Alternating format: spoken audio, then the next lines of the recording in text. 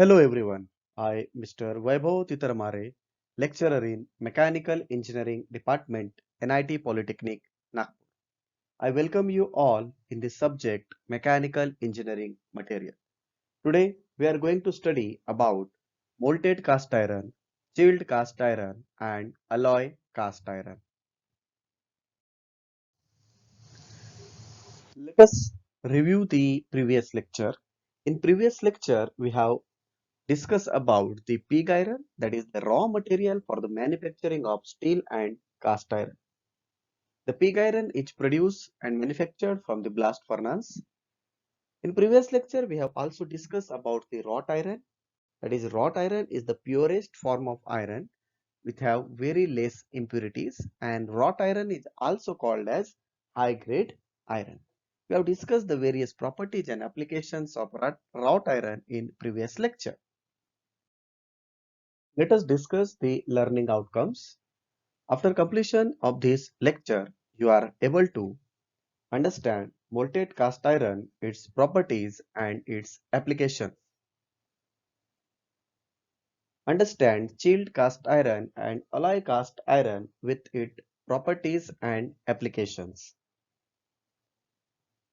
These are the program outcomes that we will achieve after completion of this lecture. Let us discuss the first, chilled cast iron.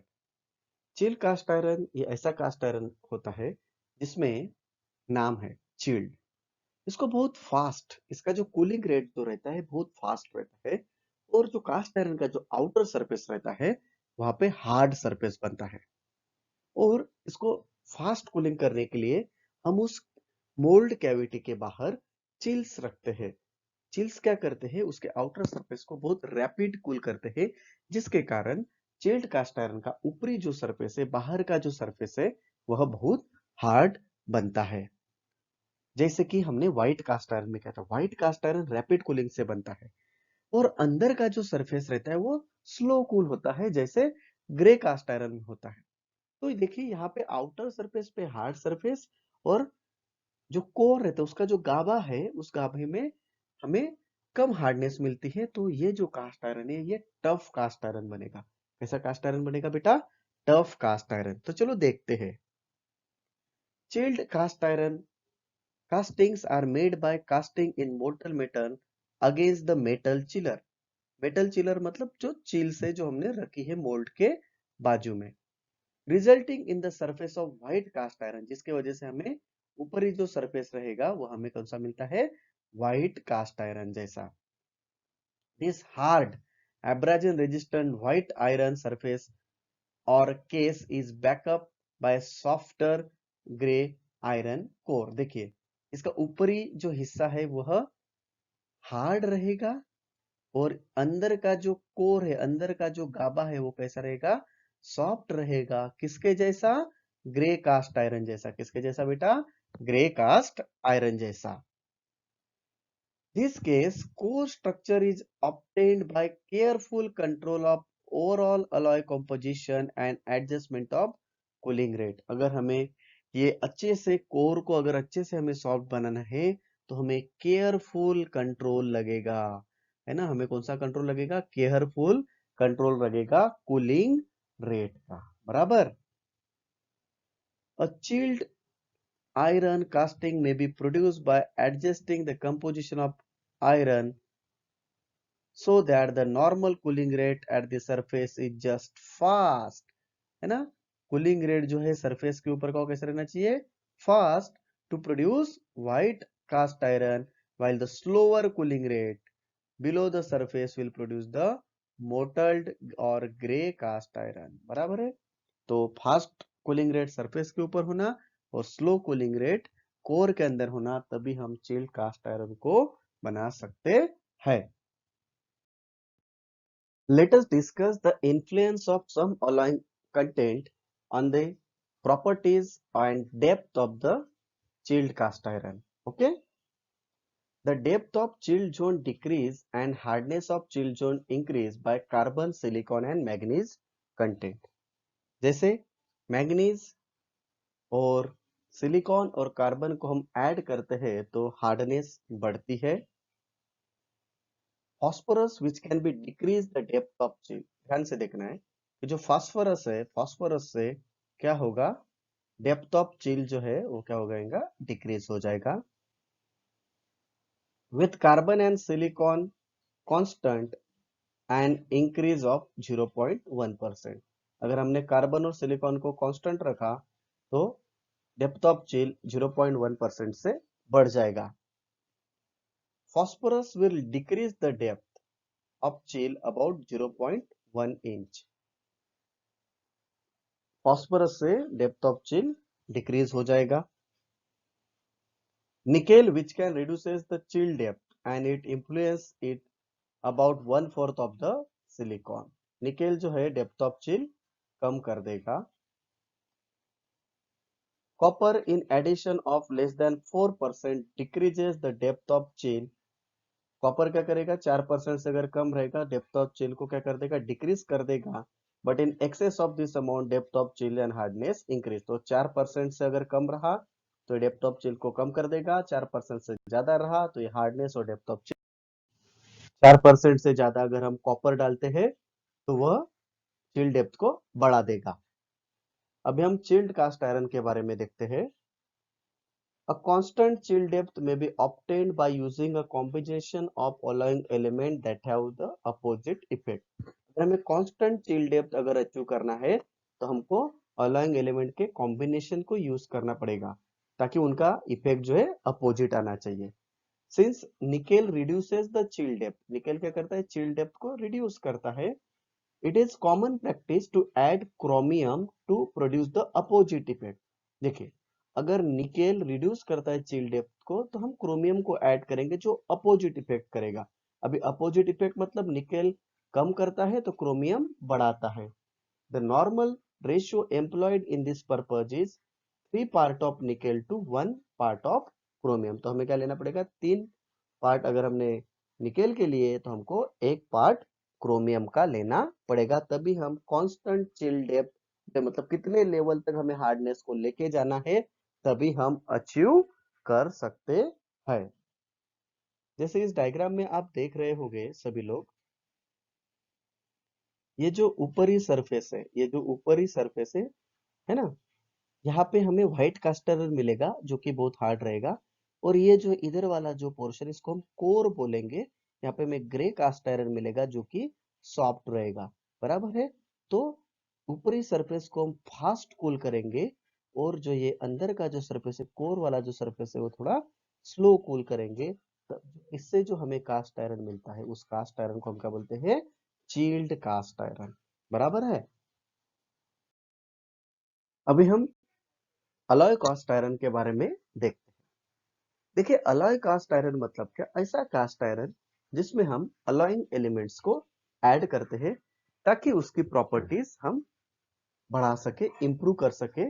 इसलिए the cast iron is suppose to be very hard, brittle, lacking in tensile and transfer strength, and weak to withstand shock, is alloy with other metal to improve its property. हमें very hard alloy cast iron होना। अगर कुछ cast iron week रहते हैं, वह shocks को absorb करने में असमर्थ रहते हैं, तो हमें उन कास्ट आयरन में अलॉइंग एलिमेंट्स को ऐड करना पड़ता है। उस कास्ट आयरन को हम अलॉय कास्ट आयरन कहते हैं। Let us discuss the composition of alloy cast iron. Alloy cast iron falls into two groups. पहला, those that contain graphite, and second, that don't, and both are designated white iron.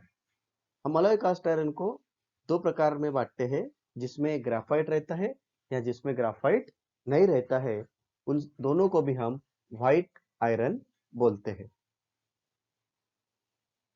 The high nickel heat resistant cast iron, जिसको हम NI resist बोलते हैं, however are relatively easy to cast। तो high nickel जो alloy cast iron रहते हैं वह easy to cast रहते हैं, इजीली उनकी कास्टिंग्स बनती है, and certainly much easier to cast than the equivalent heat resistance steel alloy. बाकी के जो अलॉय है उससे ये इजीली कास्ट होता है। कौन सा? हाई निकेल, या उसका दूसरा नाम क्या है? NI resist. Okay, let us discuss the properties of alloy cast iron.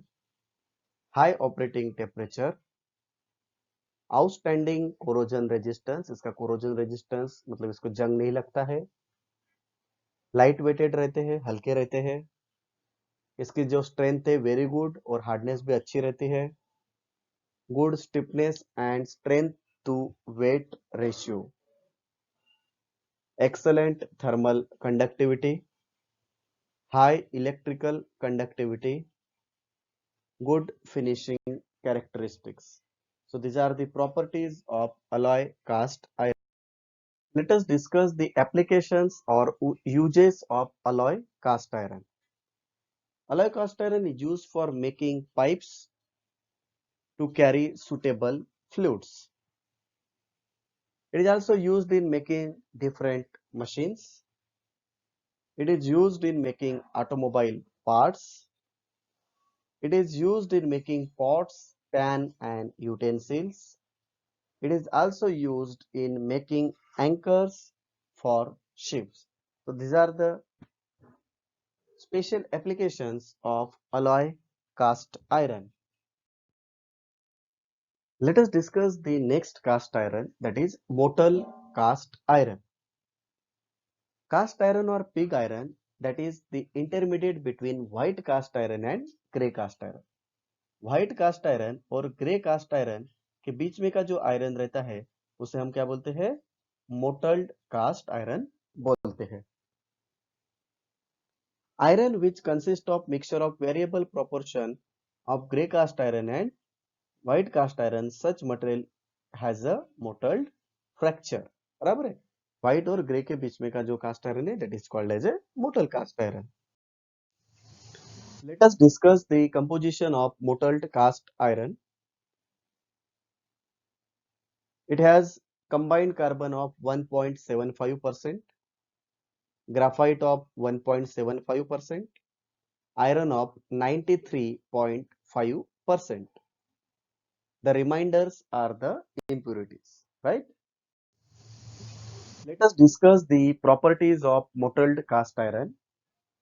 Mixture of two stages, that is grey cast iron and white cast iron. हमको पता ही है ये grey cast iron और white cast iron के बीच का है। Strength and hardness varies according to the ratio of free carbon to the combined carbon. इसके जो हार्डनेस और स्ट्रेंथ है वो कितना कार्बन फ्री कार्बन है और कितना कंबाइंड कार्बन है इसके ऊपर डिपेंड रहती है।